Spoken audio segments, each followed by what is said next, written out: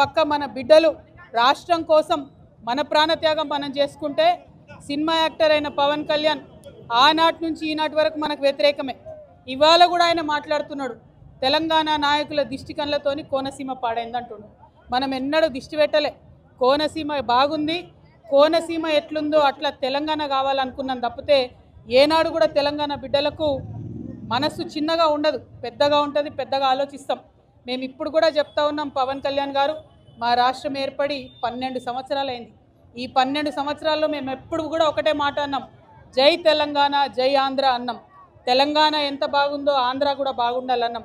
నేను ప్రత్యేకంగా లోక్సభలో నిలబడి ఆంధ్రకు ప్రత్యేక హోదా కూడా ఇవ్వాలని అడిగిన. మేము తెలంగాణ వాళ్ళం ఎప్పుడు కూడా పక్కోంది గుంజుకోవాలని చూడం. పక్కోడు బాగుంటే మా కళ్ళు మండయి. మేం బాగుండాలని కోరుకుంటాం తప్పితే పక్కవాడు చెడిపోవడాలని ఎప్పుడు కోరుకోలేదు.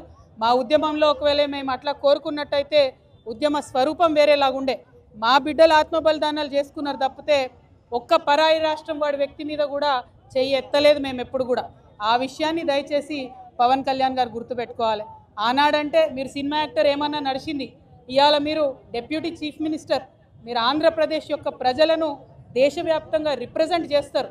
మీరు మాట్లాడే మాటలు కూడా మీ ప్రజలకు ఆపాదిస్తారు. కాబట్టి జాగ్రత్తగా మీరు ఆలోచన చేసి మాట్లాడాలని నేను పవన్ కళ్యాణ్ గారిని